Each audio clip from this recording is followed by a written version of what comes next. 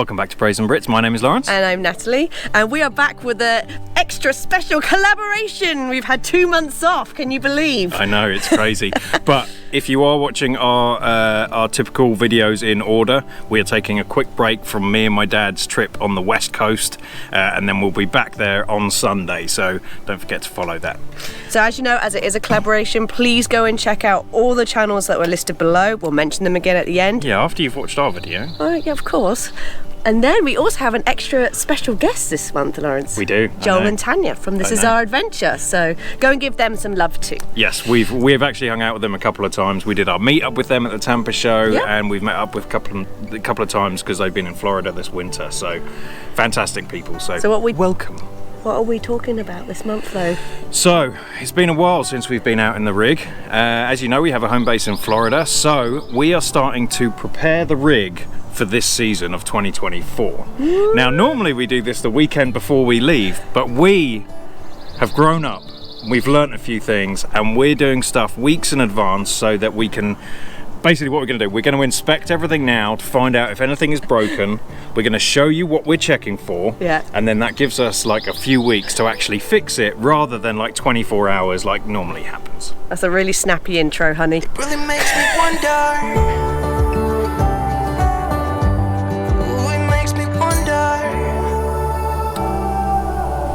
So the first thing I always check, I check this every time we go out, but I thought I'd check them anyway.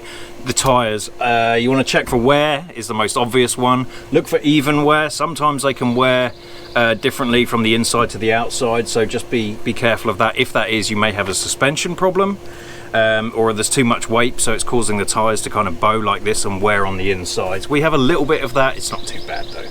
So I'm looking for tyre wear. I'm just looking for any indications that there might be rotting, anything like that. These are fine. We typically have these covered up, especially over the winter because we're in Florida, so the sun are on these. And the other thing is, we did a video on the bearings, so I've done the bearings. I know they're fine, but you should replace your bearings really every year. And so just check for those. Another way you can check for the bearings, if you have them done recently, is if you take it out for a drive, you can hold it, and if it's really, really hot, then you probably have a problem. Tyres. Done. Right, whilst I'm down here looking at the tyres, a few things I'm going to check out under here. Obviously we have the underbelly, you probably do too in your rig. Most of the newer ones do have this, but I'm just checking the axles and the suspension. So they have leaf springs. If they're starting to look a bit flat, then you might need to get those replaced. I'm checking to see how bad the rust is. They're always going to rust, but just to see how bad it is, because these snap and they flatten and you need to get these replaced. We have the Moride set up, so I was checking those. That all looks like okay. And another thing that I check under here is just the propane lines. I can see here already that this one, the bolts come off here, and I think I know why, and I think that was my fault. So the propane lines I'm going to check, making sure that they're not rotted out, nothing's chewed them. Obviously we have our gas stop, so if there is a leak then that will stop it, but it's always good to check and to know. And also all the plumbing things, just to make sure. I can't really see much here, but just make sure the valves and the plumbing are okay. I know that our valves on our septic are starting to look a little bit worse for wear, so I might replace some of these, the cables that go through, but that's going to involve taking off the underbelly. But this is why we're doing this weeks in advance, so that I can have time to do all this stuff. Something else that I do really often, just because it's right here, is I check the chains. Again, these are the things that are always going to rust, but I just make sure the chains are okay, make sure they're not rusting through. I check that that works. What'd you call that? The front jack. I check the stabilizers. Good point, get it on the list. So I know our rear stabilizers, they go down but they don't go back up, so I think it's a switch issue, could be a motor issue. I check the brake. I've replaced this a couple of times already because this rusts out. They're really cheap, really easy to replace. So this one looks okay. I only did this like last year, so that one's fine. Equalizer hitch. I know the hitch on my truck is fine. And then we'll get onto the electrics in a moment, but that's about it for there. But whilst we're here, I will go over the propane as well. I'm going to check our propane, just make sure we have propane, which we don't, so that's back on the list as well. I mean, we do, there's some in there, but there's not enough. And then just make sure everything's there. I took this off because I use this for our grill at home, so that all works. Everything's looking fine. We've got these nice braided ones from Gas Stop, so that's nice to know. So yeah, okay, that's it for that. All right, and everything that you should do pretty often as well. We only did this recently because we fitted a max air fan up on the roof, but just to make sure all the seals are good, all of the self-leveling die core is all good, making sure there's no holes, no cracks or anything like that. Check all the way around the rims on the edges. And the other thing that people forget to do is go around the windows. So just make sure that all the windows are sealed. Again, it wasn't actually that long since we did those because we actually had an RV place to do it because I was too lazy and I'm crap at doing it. But we'll reseal all these windows, so if you're good at silicone in, just make sure you do that. I'm going to butt in with a little extra additional thing here, Lawrence, whilst I'm looking at it. Right. Check your RV lot batteries, because I tried to get in the basement the other day, dead. Oh yeah. Yeah, good point. So if you have RV locks, change batteries. Yeah, check your batteries on things. So that's a good thing to put on the list. Good thinking, Natalie. The batteries, and you know, you can buy replacement little things for these, which we shall do. But also we have a bunch of sensors inside for like water leaks and door openers and temperature sensors. I need to change all the batteries on all of those as well. So we'll get that on the list. So talking about greasing stuff up, which we weren't at all, but I'm going to talk about greasing stuff up. So obviously you need to make sure your hitch is greased. There's some dry lube grease you can use on that, but also you probably want to make sure your slides are all greased up. Ours make a real racket, so that's definitely something I need to do. Same with our stabilizer jacks. We just spray some lubricant on that, and you can also buy the slide seal stuff as well. It just stops that rubber from cracking and drying out. So I normally go over that. I do that maybe once or twice a year. You don't need it too much, but I've had the can for 4 years and it's still good. So we learnt our lesson on this one when we were leaving Virginia and we got to our first stop, and we had a water leak, and so we could not have any water for a couple of days until I'd fixed that. So check your water systems. Our one was actually leaking from the back of our Nautilus system. It was a very simple fix, but when you're actually out on the road and you don't have the stuff, it's very frustrating. So I'm going to check all of this. I haven't got it hooked up yet, but I'm going to check the water system, make sure the shower works, the toilet, the sink inside, make sure all the Nautilus system works, make sure our outdoor shower works, because we use that a lot for the dogs. And then I'm going to check for any leaks underneath here, underneath the shower, which I can get to from the shower backs onto our closet in there, so I can get underneath there and underneath the sink. So it was a pain with the water leak, so I'm definitely doing this weekend. We are lucky enough that we can keep our RV next to our house, so it is, and we have a 50 amp hookup, so the rig always has power, it's always ticking over. But if you have yours in storage, there's a few things you're going to need to do. Make sure that you turn the battery on, so that you can open the slides and things. I'm sure you know how to do that, and I'm also sure that people forget to turn that off, so the chances are your battery might be dead, and if it's not a lithium, then the battery's screwed, so you need to go buy a new one.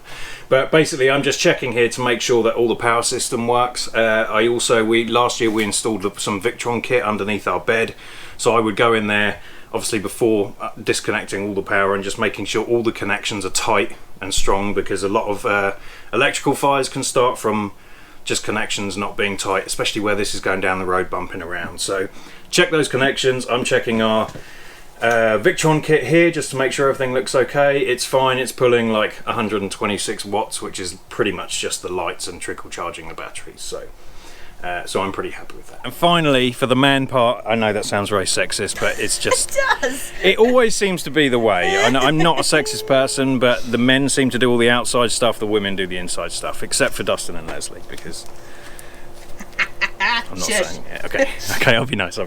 So I'm just going to check all the electrics, make sure they work with the truck. So I need to back the truck up, plug this in. I can see in here there's no connections on the 7-pin. I've got a whole bunch of grease in there. It's gross, it's nasty, it's annoying, but it stops it from corroding and it keeps everything working. Once I've plugged that in, there's a couple of things I'm going to do. The first one is to make sure that all of the lights at the back of the rig work, like the turn signals and the 3 lights at the top, the brake lights, everything like that. Make sure that's all working through this. And also our backup cam. So we have to plug that in, we have to turn the lights on. Don't forget to do that. I forget every single time. You have to turn the lights on the truck to get the power to the camera, and just make sure that that works. We use the Halo View RD7, I think. Absolutely love it. It's the rear view mirror one.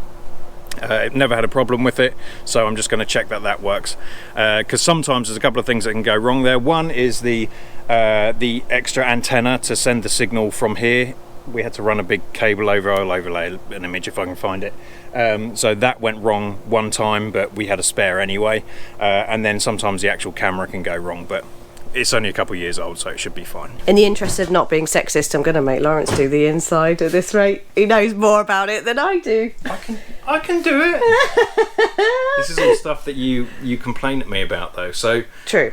So when we're inside, we now have to go through and check all the stuff that might have broken on our trips, which, knock on wood, I'm getting better at this, isn't too much. And as you know, me and Philomena actually cleaned the rig whilst he was away, so it's nice and clean at the moment. So at that time we did kind of go through and just check all the drawers, check all the latches. There's one under the oven you do need to fix, young man. Really? Yes, it's bugging me. It opens every time that we go down the road. So the other thing is, at the end of every year, luckily we are lucky to have a home base, or be able to have a home base. And so at the end of each year we completely empty the rig. Like, this thing is empty. There's an air freshener over there. Apart from that, there's some cables for the chair. Apart from that, it's completely empty. So that means we can really check stuff. And when you were cleaning, I guess that's how you noticed the latch was broken on the drawer under the oven. So we'll just go around making sure all the latches are shut on all of the cabinets, all the drawers, especially the ones that are near the slides, because there's one over here behind me that can open during travel, and then we try and open the slide, and it got caught one time and ripped the side off. It was just a case of pushing it back on, but it could have been a lot worse. So all of that stuff in the bathroom cabinets. Anything else? And the bedroom stuff. And the bedroom stuff. And your office stuff. That's still not finished. No, I still need to finish my office. Shh. So we're going to end it there, because we don't want to make this a really long and boring video. And we're not going to go into excruciating detail about every little thing that you need to bring or pack before you go on your spring or whenever you're going camping. It's very individual as well what people bring, but like we're going to do a blog post for this. We have lists. We have tons of lists of stuff. Now, this is stuff that we forget. Like the first trip we forgot our teaspoons. We did. The second trip, which was a 6-month trip, I forgot my office chair, so I didn't have a chair to sit down in my office. Oh, that's funny. And so it's dumb stuff that we just kind of forget, and you just don't know. So now we do have a checklist, and I've always thought checklists are crap, but honestly, this has saved our life. And we change and amend stuff. So for example, the last trip we did, we didn't take the air fryer. No, we didn't. We didn't. Or the generator. And did you regret not taking the air fryer? Not really.